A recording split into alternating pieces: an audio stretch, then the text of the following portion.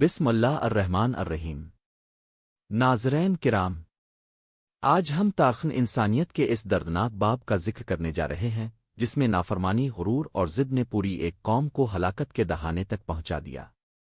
یہ واقعہ ہے حضرت نوح علیہ السلام کی قوم کی نافرمانی کا، جو قرآن کریم میں بار بار ہمارے لیے سبق اور تنبیہ کے طور پر بیان ہوا ہے۔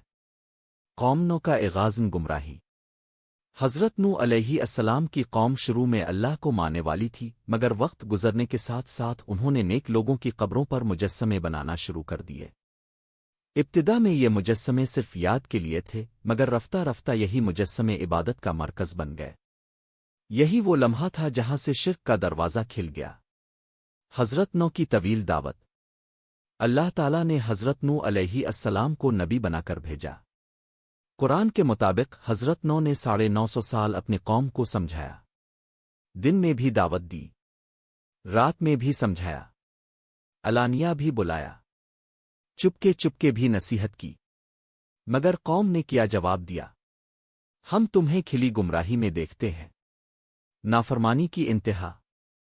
قوم نوح نے صرف انکار ہی نہیں کیا بلکہ حضرت نوح کا مذاق اڑایا، ایمان والوں کو کم عقل کہا، غریب مسلمانوں کو مجلس سے نکالنے کا مطالبہ کیا، دھمکیاں دیں کہ اگر خاموش نہ ہوئے تو سنسار کر دیں گے۔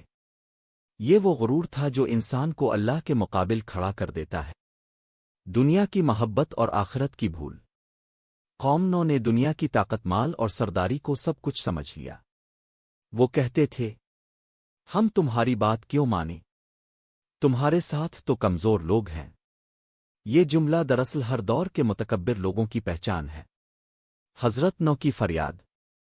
جب 950 سال گزر گئے اور ہدایت کے تمام دروازے بند ہو گئے تو حضرت نوح نے بارگان الہی میں عرض کیا، اے میرے رب، زمین پر کسی کافر کو باقی نہ چھوڑ۔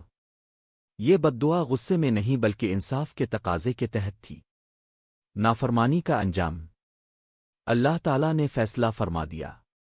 آسمان سے موسلا دھار بارش، زمین سے چشمے الفابل پڑے، پانی پہاڑوں تک جا پہنچا۔